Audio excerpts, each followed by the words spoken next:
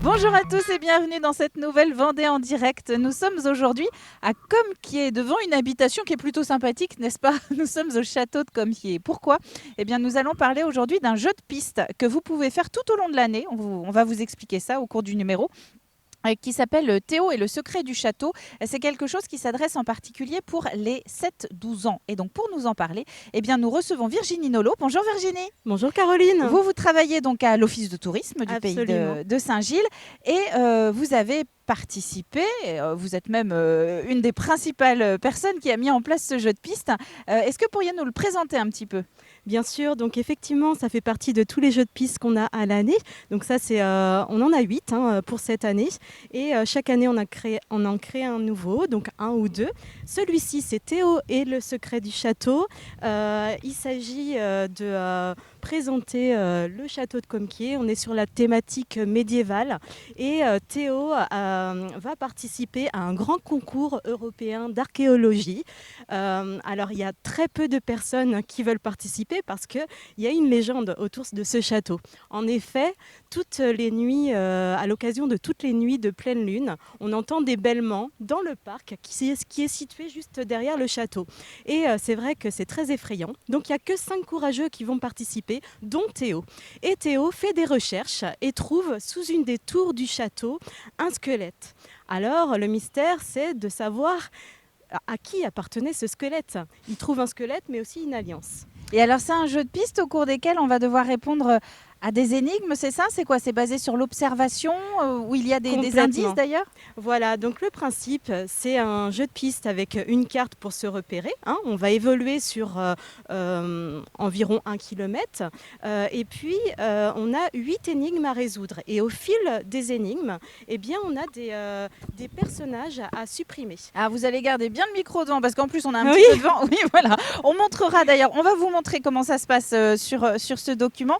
Donc, des énigmes, l'idée, c'est de capter un public qui est encore peut-être un petit peu trop jeune pour suivre des visites classiques, c'est ça? Exactement. Il n'y a rien de tel, en fait, pour faire marcher les petits aventuriers.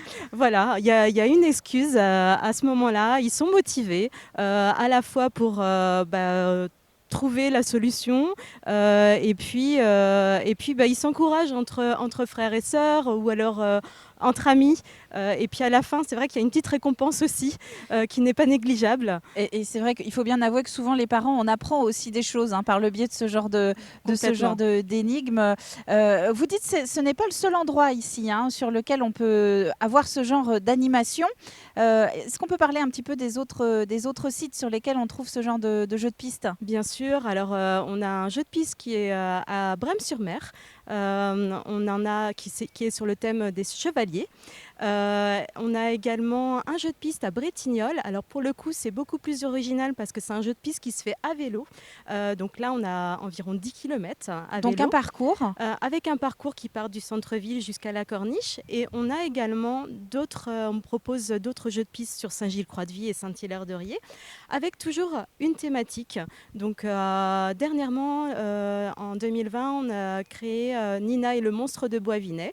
Donc dans le quartier comme le nom l'indique, voilà, oui. comme le nom l'indique, autour de Boisvinay. Et puis une créature un peu monstrueuse à découvrir qui a été aperçue au large de la plage de Boisvinay. Donc c'est toujours intéressant pour les enfants ce genre d'histoire. Et alors c'est vrai qu'on en parle là parce que la belle saison arrive, mais ce qui est super intéressant aussi, c'est que ce genre de jeu, on peut le faire toute l'année.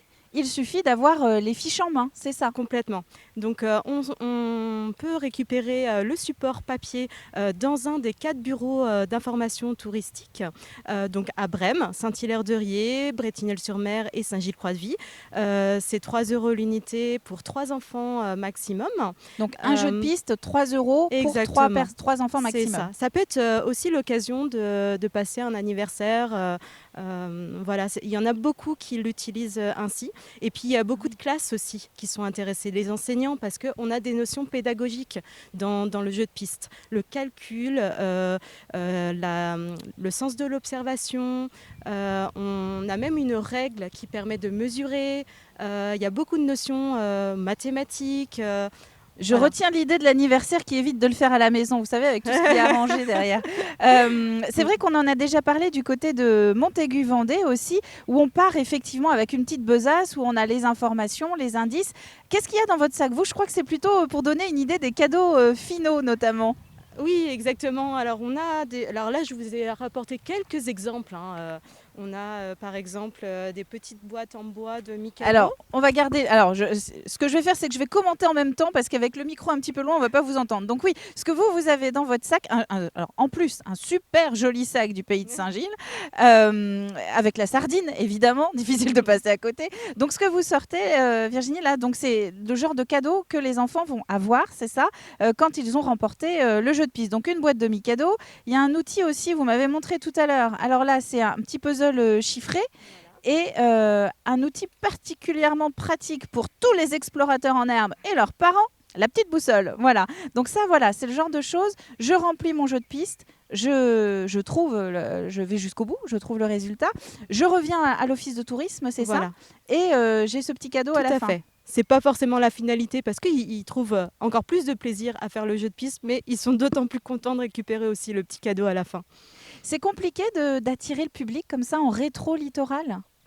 Peut-être un peu plus parce que naturellement on est toujours attiré plus vers la mer. Les touristes, c'est vrai, sont plus nombreux sur le littoral, mais non, après dès lors qu'il y a des animations ou alors des sites patrimoniaux d'intérêt, on arrive à capter en fait les touristes, et là c'est vraiment l'occasion rêvée, ce joyau médiéval de Comquier, d'attirer et de créer un jeu de piste. Et pour faire le support, on va terminer là-dessus, vous puisez où vos informations, à la fois tant dans le dessin que dans les questions? Comment vous faites pour monter un jeu de piste? Bien sûr, alors pour le dessin, c'est une graphiste, donc ça c'est pas forcément le plus compliqué pour ma part. Mais pour créer les énigmes, chaque question du moins, il faut s'imprégner en fait de l'environnement, donc venir sur place, prendre des photos un petit peu partout, ne pas dépasser une longueur de trajet de 2 km, et puis trouver des points d'intérêt culturels, patrimoniaux, et avoir un fil conducteur et puis une thématique. Donc tout ça, c'est vrai que ça se construit peut-être difficilement au début, mais une fois que c'est lancé, c'est parti. Et puis la créativité se nourrit. C'est de plus en plus simple, je dirais, de créer chaque année des énigmes. Finalement, c'est un exercice. C'est comme si vous écriviez un livre ? Presque. Parce qu'il faut trouver l'intrigue l'intrigue du début et puis après le fil conducteur au fil des énigmes. Ouais. Alors, Théo et le secret du château, on va vous remettre quelques images en ligne. C'est donc à retrouver, en l'occurrence, on les a cités tout à l'heure, les offices où on peut retrouver ça. Est-ce que vous pouvez les reciter, Virginie ? Alors, l'office de tourisme de Brême-sur-Mer, Bretignolles-sur-Mer, Saint-Hilaire-de-Riez et Saint-Gilles-Croix-de-Vie. Donc on se présente dans ces offices de tourisme, vous expliquez que vous voulez faire le jeu de piste pour les 7-12 ans que vous avez vu sur TV Vendée, vous avez trouvé ça absolument génial pour aller visiter le château donc de Comquier, c'est toute l'année. Il faut profiter juste des horaires d'ouverture et des jours d'ouverture de ces différents offices, et c'est tout un circuit aussi que vous pouvez vous offrir donc en allant visiter par le biais de ces jeux de piste au moins, alors vous avez dit 5-8 sites. On en a 8 jeux de piste actuellement. Le prochain, vous en avez un autre en prévision? L'année prochaine, il y a quelques idées, mais on va les garder encore en flûte. On n'aura pas l'info. En tout cas, merci beaucoup Virginie Nolot. Je travaille que vous-même. Vous travaillez donc à l'office de tourisme du pays de Saint-Gilles. Quant à nous, c'est la fin de cette nouvelle Vendée en direct. Merci à vous de l'avoir suivi. Venez ici à Comquier, passer un petit peu de temps avec les enfants, en famille, avec les cousins, cousines, avec les proches. C'est très sympathique. Et puis, à demain pour une nouvelle découverte dans le département. Merci.